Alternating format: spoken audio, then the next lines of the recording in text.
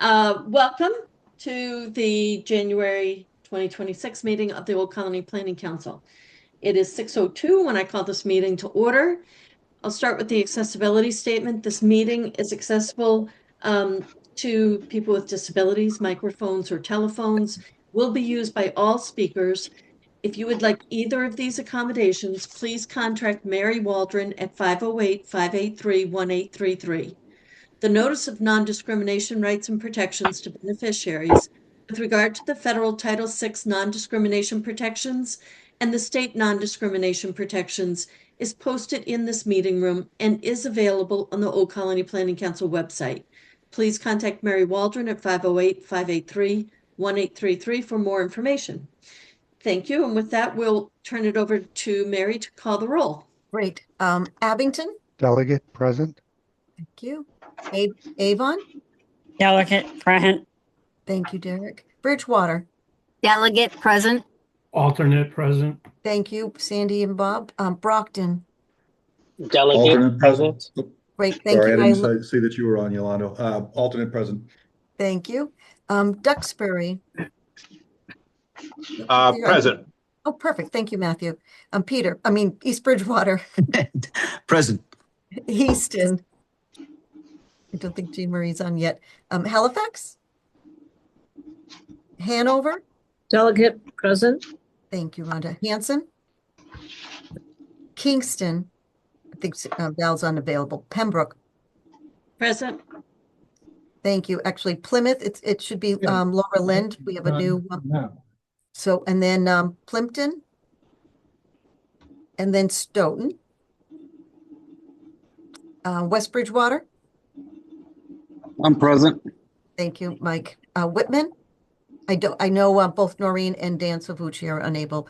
And then at large. Present. Thank you. Okay, thank you. We're going to start off the meeting with the consent agenda, which includes the October 2025 meeting minutes, the October 2025 financials, the November 2025 financials, the fiscal year 2026 to 2030 Transportation Improvement Program, Amendment number 2, Draft Old Colony Metropolitan Planning Organization Memorandum of Understanding, our MPO MOU, and the National Highway Freight Network Critical Rural and Urban Freight Corridors updates. So these were all made available to us in our emails and packets. So if anyone wants to pull anything out of the consent agenda, please speak up now. Otherwise, I would ask someone to make a motion that we accept all of the items that I just detailed on the consent agenda. I'll make a motion to accept all as said. I'll second that. Thanks, Stephen. Okay. Roll call. Roll call on that. Stephen Santisonio. Accept. Derek Staffier. Accept. Sandra Wright. Accept. Yolanda Spinola. Accept. Matt Hines. Accept. Peter Spagone. Oh, I lost my speaker. Accept. Thanks, Peter. Easton, I don't think Jean Marie. Hanover. Oh, I'm sorry, Halifax. No, yep. Hanover. Rhonda. Rhonda. I know Rhonda's on. Oh, you're muted. Asked to unmute. Okay, there we go. Except Mary, sorry. Nope, that's okay, Rhonda. Thank you. I don't see Hanson. Val, Becky Coletta. Except Mike Perez Accept. and Christine Wood. Except. Thank you. Great. So, are we frozen? Oh, my audio. Okay, perfect. Sorry, can you hear me now? Now So we next can. on the agenda is conflict of interest certification and reporting. And is someone going to put the link in the Yep. chat because Actually, I will have to send that back out with Megan not here, and I don't think I had it readily available, but what she did do is put the slide together. So this reason I asked for this to be placed on the agenda is that we are mandated to have all our board members take the conflict of interest training. I had a listing If you're not sure if you put it in already, I know Mike Perez, I know Christine Joy, I know there's a number. I had sent it to both Becky and to Christine earlier today. Please make every effort, and if you need any assistance in how to sign on, just contact Megan or myself. If we can have everybody be signed in by the next meeting, February meeting, that would be terrific. And I'm looking at, go ahead. I will out myself that I do not show up on that list, so I must not have sent it over to OCPC the last time I did it. So even if you've done it, you have to make sure that you are listing Old Colony Planning Council as someone to receive the thing. So Oh, okay. How to for Avon? How send them Yep. some kind of And so note? you have you to don't go have- on again Okay. because that messed me up last year. You do not have to take it again if you already have taken it. You just need to select, as on this slide here, just select Old Colony Planning Council so we have it. Perfect. Mary, I'm you just called me wondering out. if I no longer have my Avon email, if I'm gonna be able to get in now. That's what I'm wondering. Oh, You know what? might have to Here's retake what it. I'm gonna ask for anybody. I just wanted to highlight this as number one, because we brought this before, but it lands at the end of the agenda.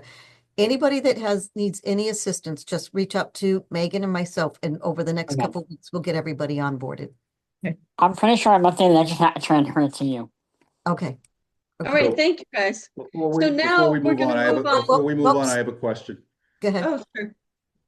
Mary, I completed the training and I did select Old Colony, so I'm just wondering if offline, if you could check to see if you I- received the verification. Yep, I will But do I'm that. also I'm getting notifications that I need to complete the training, so I'm not sure what's going on with that. Preston, you show up as having completed it and you are good Okay. through October. Oh, no, wait a minute. Your certificate is your certificate was done in 2025, so your next due date is 2027. Okay. And I have a whole spreadsheet listing that I asked Megan to put together. So here's what we'll be doing. For those that have not, and we don't have you, we'll be reaching out to you and coordinate so we can get this completed for the February meeting. So thank you. Okay. All right, so I should just ignore the notifications. Yes, please. You're good, Preston. So now we're going to start with the Finance Audit Committee meeting report. And before we get into Brenda, Christine Joy, were you going to do a recap? Yes, thank you, Becky. All right, so at last night's finance meeting, we discussed, after the suggestion of Sandra Wright, to have a more streamlined reporting to the full council. Brenda reviewed the new format for the finance meeting, which continues to provide great transparency and accountability. The meeting was recorded and already has been posted on Old Colony Planning Council's YouTube account. All members of the council have an open invitation to attend the finance meeting. As we head into the FY27 budget preparation, I encourage everybody to attend, to review the recording, to know about your fiduciary responsibility as a council member. The number of grants and programs have grown, but with capable staff and internal controls, Old Colony Planning Council is in great financial standing. So I'll turn it over to Brenda now for the finance review. Thanks, Christine. You're welcome. Can everyone hear me? Yes. Yes. Okay, I apologize that you can't see me, but I have a new laptop and I just couldn't get it to work. So I'm on my desktop. But as long as you can hear me. Okay, financial report for December 2026. General information for OCPC. The estimated monthly payroll is at $173,333. Estimated monthly accounts payable for OCPC is $33,049. AP for ROM is $6,234. The total of those above numbers is not the number shown on the fiscal reserve. The correct amount is $212,616, not 983. Summary of combined finances and fiscal reserves. The available cash reserves, which all of these bank balances that you're seeing here, 1 through 5 at the top, and then 6 and 7, which is further down, those all total up to a total of $1,986,430.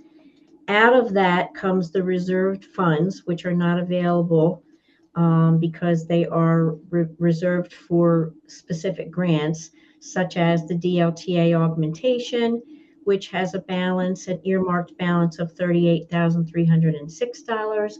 Efficiency and regionalization grant funds received in advance, earmarked balance is $24,807. And the volunteer transportation account reserved for the VTP program only is $164,408. So the combined cash total being $1,986,430, less the reserved fund total of $227,521, leaves the available cash reserves at $1,758,909. In addition, accounts receivable outstanding balance is $365,955. Other ROM information. ROM account balance is at $118,800. The building loan, after paying the monthly payment of I can't remember what the amount is. I'm sorry, I don't have it down here. After the December 25th payment on the loan, the building principal balance stands at $263,637. ROM receives $5,850 monthly rent from OCPC, and to tie it all up, based on the projected budget for this fiscal year, the ideal expenditures in month 6 of the fiscal year would be 50%.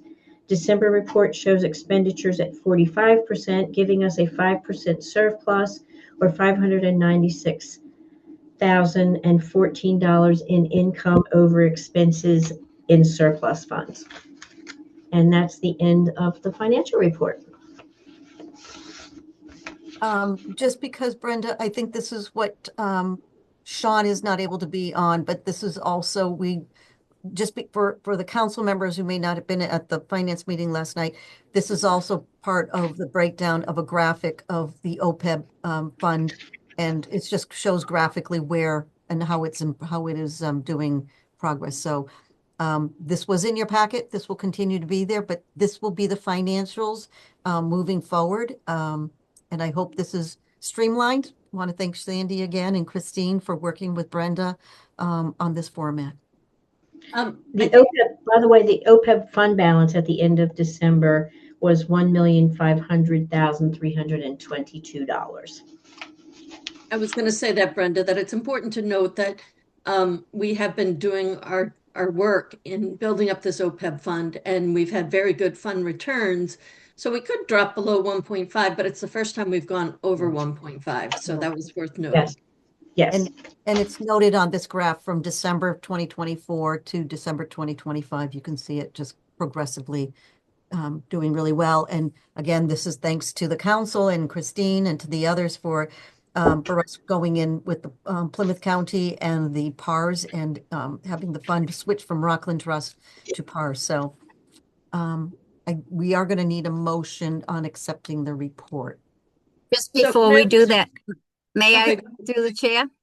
I just want to say thank you so much to Christine and Brenda. I love this chart. I hope it was helpful to you and made it a little easier.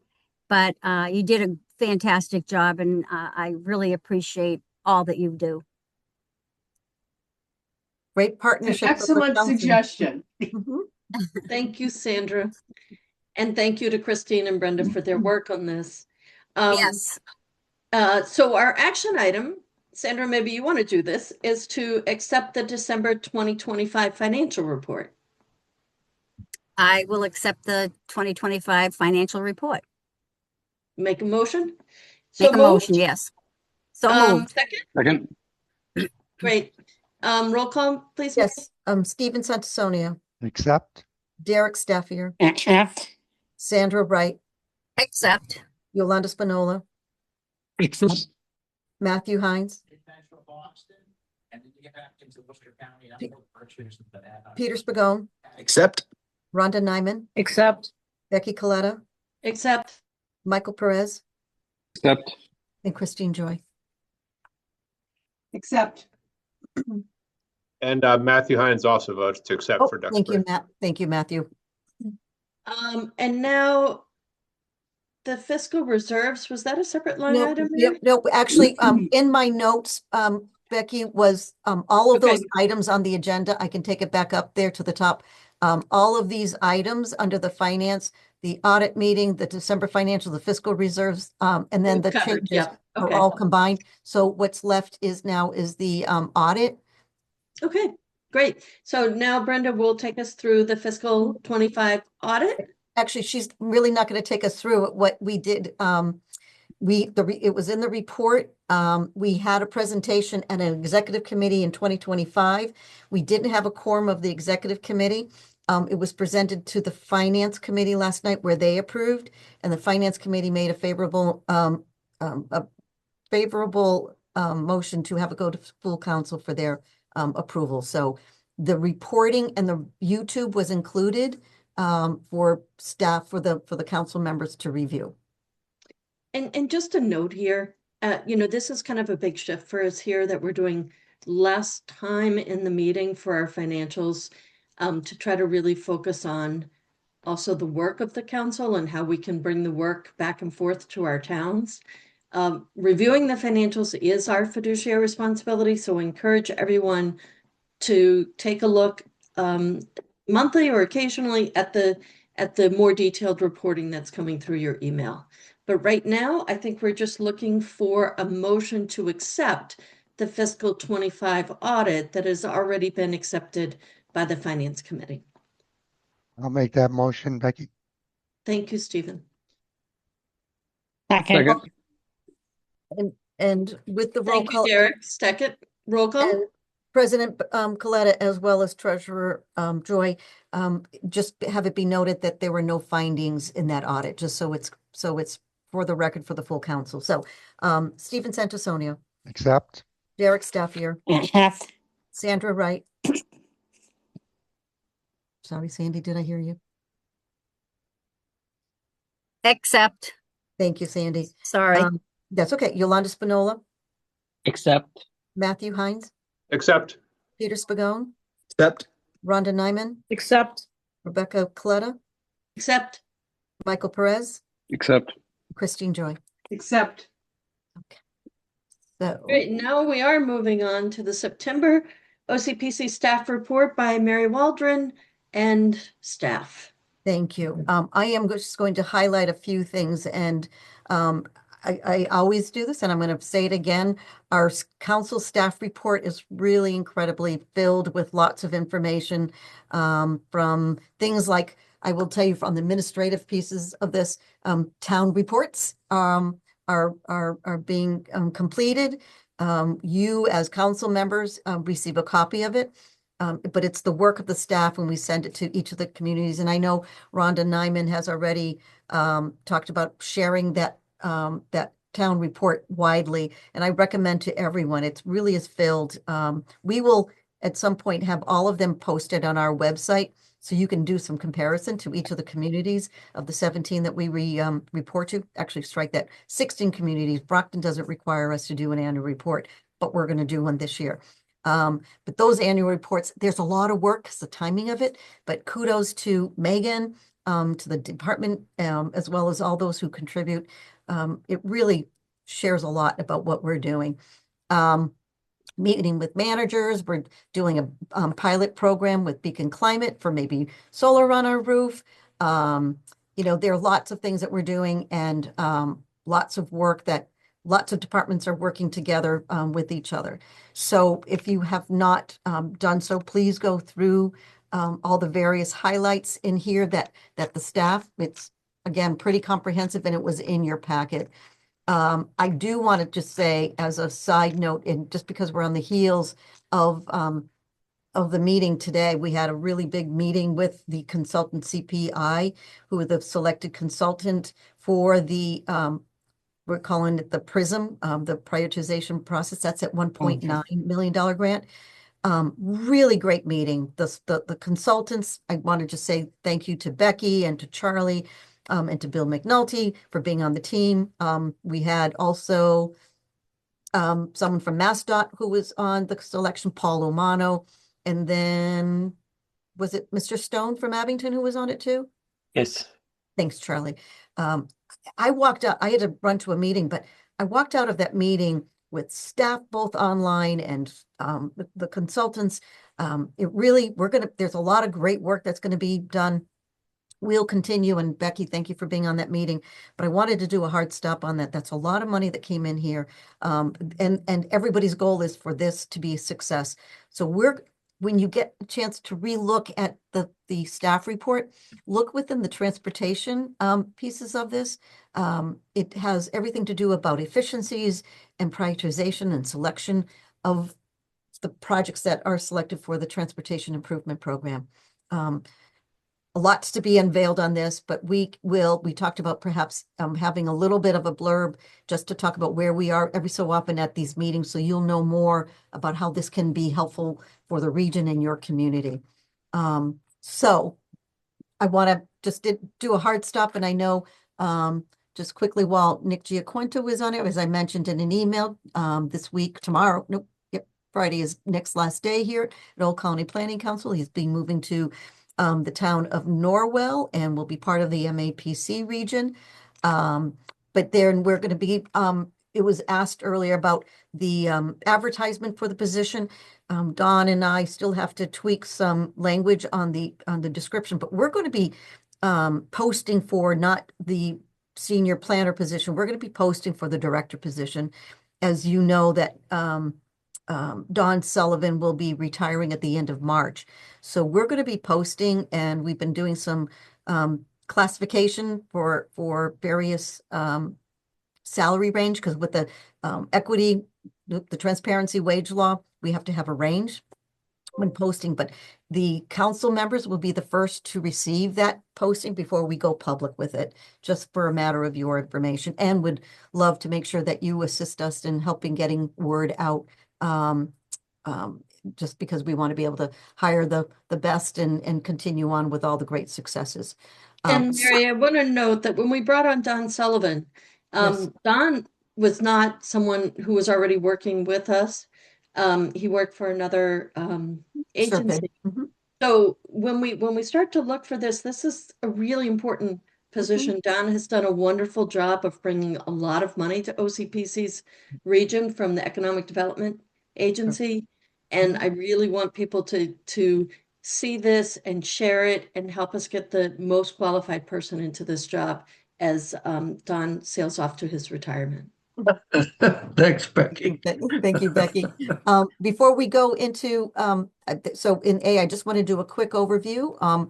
The summit, thank you for those who were able to be there. It was terrific. This is just a highlight. You know, it's always important, right? When it's over, then we all go back and there's holidays and everything else, but there were 85 attendees. I think this was the most we've had in a very long time. You know, we certainly had the impact awardees. You know, there was about 3 or 4 council members that gave us feedback about the location.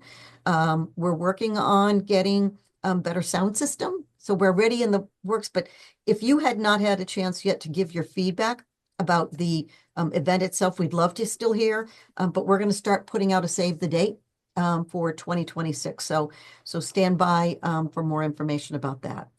I want to go back to, so the state retirement legislation. Again, for those who might be new, we keep this on our agenda for the council members because it could potentially have a large impact. So the Mass Association of Regional Planning Agencies, we've gathered together and we filed legislation ourselves to protect us from having to have someone come after us for $750,000 or more. The state treasurer's office has legislation that says, hey, we want you to come pay, but let's try to figure this out. Both bills are in the Ways and Means, and both the co-chairs of the MARPA will be meeting with members of some of the delegation. This topic will be at our legislative breakfast that we'll be having soon, but we'll talk more about that. So that's the status of the retirement legislation. And then we have 2 staff members who are going to give a presentation. I'm going to have Don Sullivan go first, where it's going to require an action item. So Don? Yeah, sure. Thanks for having me. Don Sullivan, Economic Development Director. Going to give you a quick overview on the Comprehensive Economic Development Strategy 2025-2030. It's a 5-year update. Next. Oh, yeah. This, So this is an OCPC Regional Economic Development Plan. It's a 5-year plan. OCP is a federally designated Economic Development District, EDD, by EDA, the U.S. Economic Development Administration. So the 5-year update is mandatory. It's required under the EDA programs. What it does, it maintains eligibility for the region to receive EDA funds for planning, technical assistance, project development, grant applications, administration, and project management. so I'm going to do a quick, Don is not used to having all these acronyms be spelled out, so he's quick to get to them. So you can start using acronyms, Don. No, I'm fine. So the SEDS outline, there's 5 main sections. The region's economy, which is data analysis, what the numbers say. We have a SWOT, strength, weaknesses, opportunities, and threats. Strength to leverage, gaps to address. We have goals and objectives section. We have 6 pillar strategies outlined in the document. Section on economic resiliency, how we adapt, and that's downturns in the economy, upheavals in the economy, catastrophic events, i.e. COVID, stuff like that. And then we have the recommended projects, planning, construction, and job creation. This is that particular section in the document is the most important section of all. I'm going to come back to that in a minute. So the six pillar vision or 6-pillar strategy is goal A, support small businesses and startups. Goal B, promote workforce readiness and pipeline partnerships. Goal C, expand employment opportunities and diversify industry sectors. That's a key item there. Goal E is enhance sustainable development and quality of life. Goal F is to build resilience. Next. So the EDA, these are priority projects outlined in the SEDS. There's a couple of different types of projects. We have infrastructure upgrades, design, engineering, construction, water, sewer, roadways, utilities, etc. That's the bulk of our projects. And I'll get to that in a second. So we have industrial, commercial development, redevelopment, workforce initiatives, regional planning studies, technology and innovation hub, resiliency and sustainable development planning. So we've got 20 projects listed in the document. The value of those 20 projects is about $175 million. So out of that, we proposed EDA to come in with $105 million. And that's about 60%. So it went from 50-50. Now it's 60-40. EDA is picking up 60%. The communities or the district will pick up 40. So that translates, if you had a chance to look at our website, we have the commercial industrial site inventory. So it breaks down all the impacts. So if you look at that in these projects we have, it's about 14,000 jobs that'll be generated from those 20 projects. So most of them are in the IP. There's some planning projects, regional planning projects, local planning projects. Regional planning project would be, for instance, the proposed wastewater study we're proposing right now. We're waiting for EDA funding from that. If you remember, folks, we did the regional water study. This is the same thing. Now we're pivoting to a wastewater study. So I think that's it. I just want to recognize the work of Nick Giaquinto in the Economic Development Committee that worked over several months to get this document ready so that we could get it to our EDA partners. So if you have any questions, you can email me or call me. I'm happy to answer anything. If I could, Don, I just want to read. I know Nick was on earlier. I don't know if he's on, but I did want to recognize the work that he has done as well. This does take a village. This takes a lot of conversation. So just to this document was really pared down. I think we pared it down by 60 pages. So it's really condensed, right to the point. There's graphics in it, visually appealing, easy to read. So, yeah, And, the and also, document's in very good shape. and also a shout out to Megan Fournier again, too. I know she Yeah, did some yeah. formatting. I remember the last time when this was done, I believe it was, Lori Muncy, who was doing this till 3 o'clock in the morning with 158 pages. And so knowing that, Yeah. obviously, all of you have seen, whether it was East Bridgewater or whether it's Pembroke or whether it's Plymouth, you've seen the work of the economic development team. It's a small team, right? It's Nick and it's Dawn, and yet that work and working with the communities. So thanks. Small but mighty. It's small but mighty is right. So I don't know if there's any questions, and if not, we will need a vote on this. Now, who of the delegates are on the Economic Development Committee? I know Alicia Siciliano is, but who else? Alicia, I think you're the vice chair, am I right? Yeah, she's a vice chair, right? John Jamoulis is the Chair. chair. They co-chair. Yeah. Co-chair. Yeah. Alicia, did you want to say something, Alicia, just being the co-chair? I know Nick will be missed. He did such a great job keeping us organized and getting things on track. So thank you. Thank you. Yep. And no, I just want to say that when delegates get more involved in some of the substantive work by joining any of these committees, it's really helpful. So thank you to Alicia. And this is something to watch and maybe attend some meetings as we bring on a new director and move these projects forward. Don will stay on to do some consulting after he retires at the end of March. So we don't lose him entirely on the end of March. So can I have a motion to accept the report, the comprehensive economic development document? Motion so moved.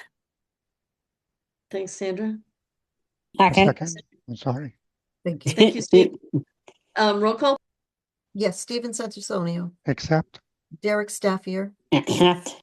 Sandra Wright, Accept. Yolanda Spinola, Accept. Matthew Hines.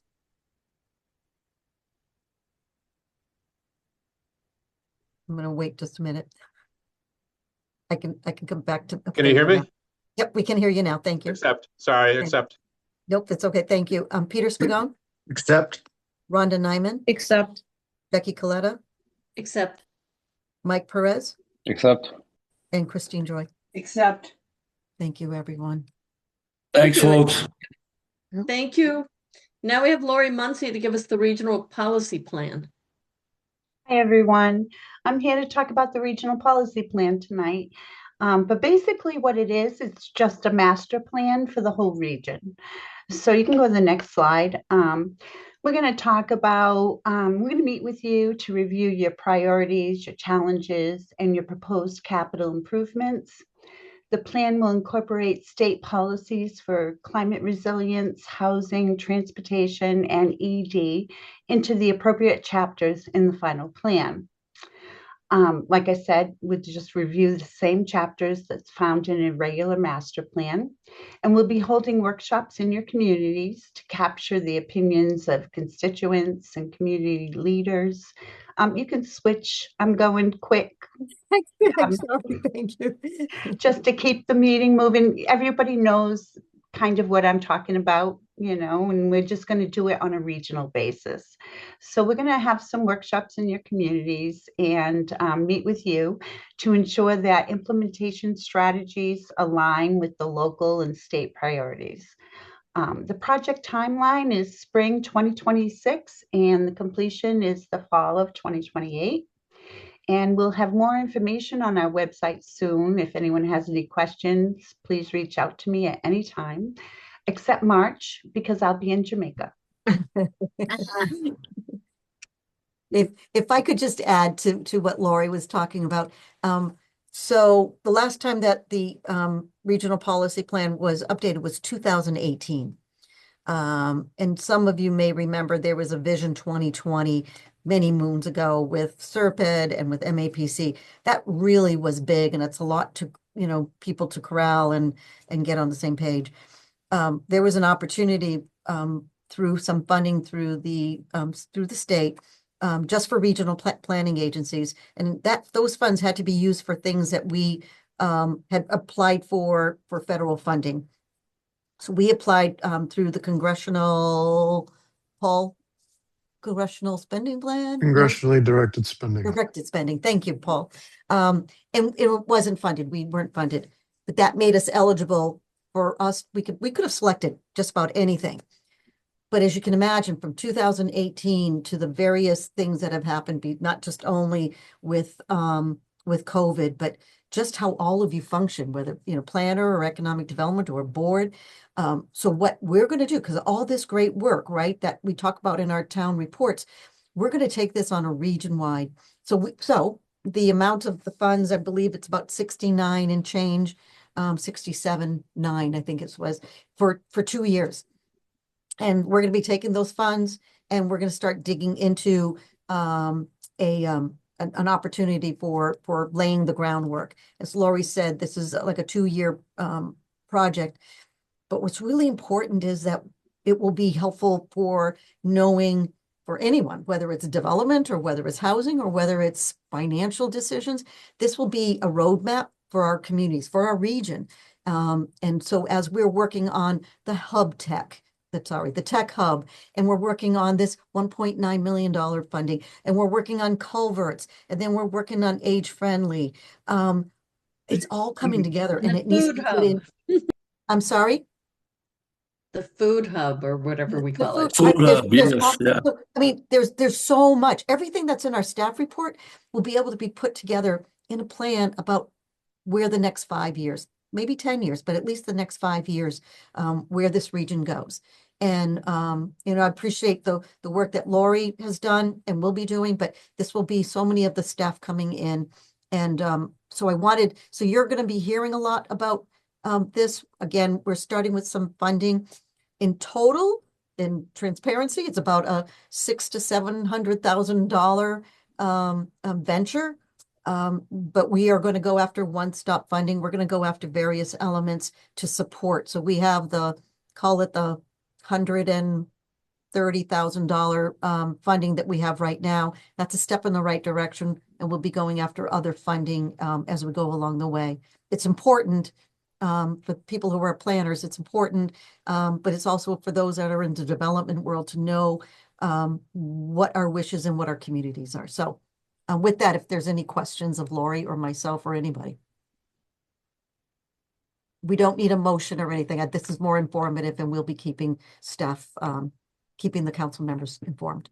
I will make my pitch that when you see people post about these public meetings and public participation, if every delegate would share it on LinkedIn or Facebook or wherever you feel comfortable, it really broadens the group of people who know about what we're doing and have an ability to have a voice in what we're doing.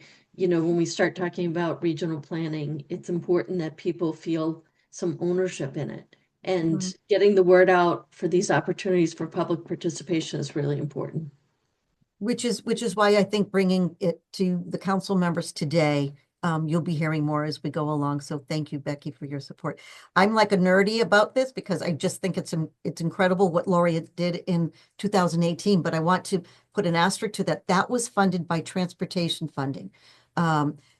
What I said was it can't be just only about transportation funding. And so there was this opportunity, and we made a decision internally that this was important. So so that was no action, but so the personnel committee report?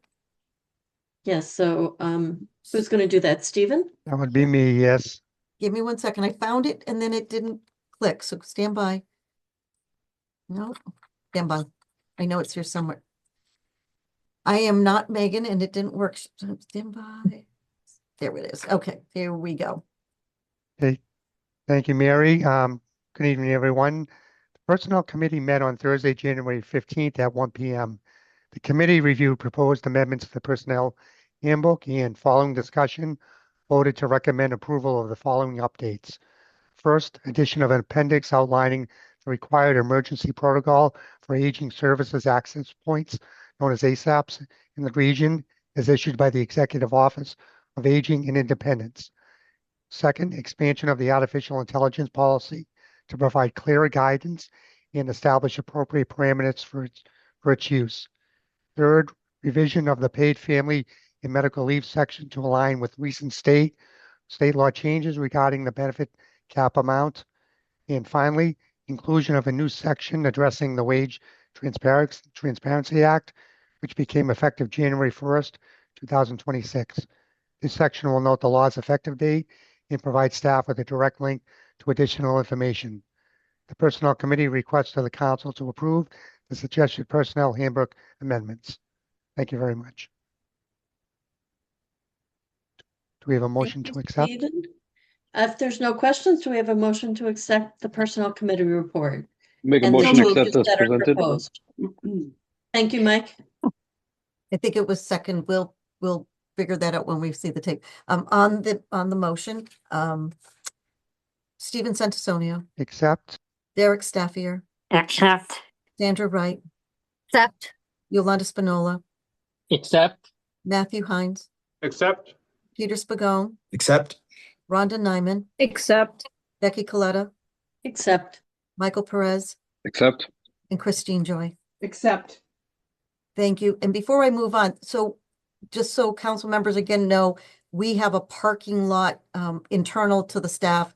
Throughout the year, they can put any items that they would like to see that would make an improvement. It's just a suggestion. We take those suggestions. We don't leave anything out. We present it to the Personnel Committee to be reviewed. We do some vetting before. So I just want to say thank you to the staff who have made the recommendations, but also to the to Stephen, the Personnel Committee, for taking these up and vetting them. Thank you, Mary. So now we have the Bylaws Committee report from the meeting on January 15th, 2026. I'll take that one, Becky. All right, so the Bylaw Committee met on Thursday, January 15th, 2026. The committee, the director, and OCPC staff took the opportunity to review the Notice of General Meeting section of the bylaws and unanimously approved moving this change to the full council for a vote. The amendment discussed will add in language to the Notice of General Meeting section to adopt posting meeting notices on the Old Colony Planning Council website as the official notice and provide notice to each community within the region as a secondary posting source. So the amendment language reads as follows. Current, the Old Colony Planning Council shall abide by the Commonwealth of Mass open meeting law with the website. Each member of the General Council shall be given no less than 48 business hours notice of the time, place, and proposed agenda for a normally scheduled meeting. Electronic notice shall constitute written notice under Section 5.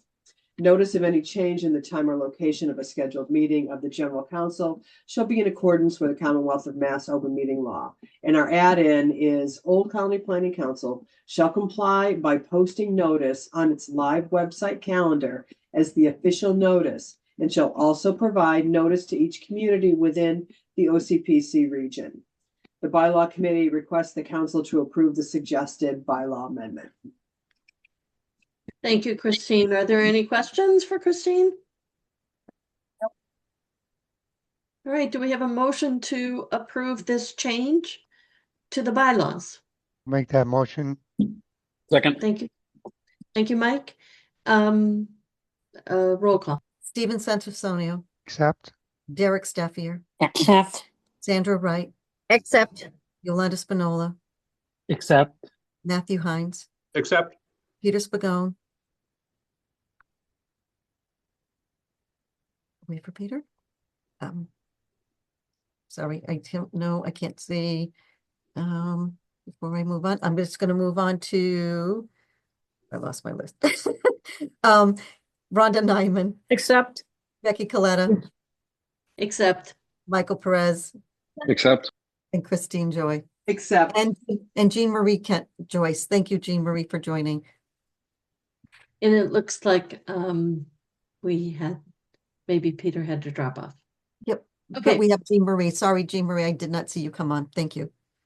Awesome. Thank so now you. we have the Legislative Committee report that'll be given to us tonight by Rhonda Nyman. Well, good evening, everyone. And so the Legislative Committee met on Tuesday, January 20th, 2026. The committee and OCPC staff took the opportunity to review current legislative priorities of OCPC. Executive Director Mary Waldron met with managers to begin compiling these priorities and to review those that were originally presented to the legislators at the 2025 legislative breakfast. So the committee made plans to hold an additional meeting prior to the February 27th legislative breakfast to finalize which priorities we will present to our legislators, as well as to strategize the logistics of the day. Before the meeting concluded, the committee voted to elect Orlando Spinola as co-chair of the legislative committee, along with myself, Rhonda Nyman. So the legislative committee requests that the council to approve the election of Orlando Spinola as co-chair. Do we have a motion for that? I'll make that motion. Go ahead. I'll second Thank that. you. Thank you, Christine and Stephen. Roll call? Yes, Stephen Santisonio, Accept. Derek Staffier, Accept. Sandra Wright, Accept. Yolanda Spinola, Accept. Matthew Hines, Accept. I believe Peter Spagone left, Jean Marie Joyce. I think Jean Marie might be muted. Rhonda Nyman, Accept. Becky Coletta, Accept. Michael Perez, Accept. Christine Joy. Accept. Thank you. And for those, the last is, this was in your packet, but this is the invite. I will send it out separately again for you in case you need it, but there is an RSVP. This is again in conjunction with MAPC, our neighbors to the north of us. It worked out really well. There are so many similarities, and we do have confirmation just because it's the new mayor and the only city in the region. Mayor Rodriguez has agreed to provide opening remarks and to have conversations with council members and others from the region. So I'll make sure that this gets resent to everyone if you did not see it. So it'd be great to have you all there. And this will also be inviting all of our state legislators, right? So yes, I'm sorry, I should say that all of the legislators have been invited. Congressional delegation has been invited. So town administrators will, and then Chair of the Board of Selectmen will also be receiving the invite, in addition to you as the delegates and alternates of OCPC. So really important. The February 27th is right around the corner. And so if you could, if you haven't done so, please RSVP. We already have about 4 or 5 legislators that have responded. So we had maybe about 15 legislators last year. This is a really great time for individually your community, but also for all the priorities. And again, I'll be sharing those priorities not only with the legislative committee, but also with all of you. All right, thank you, Mary. All that we have. And I think that's all we have. If anybody has any other issues they want to raise, now is the time, but it is 6:50. So we had a big agenda tonight and we're able to focus on a lot of programs. So if anybody has any questions, you can raise them now. You can talk to any of us, myself, Mary Waldron, Charlie Kilmer, anybody on any of these committees like Christine Joy, who heads up finances. Becky, And the let only me thing- know if you want to be on any of these committees more specifically, because we can appoint you to any of these committees if you're interested.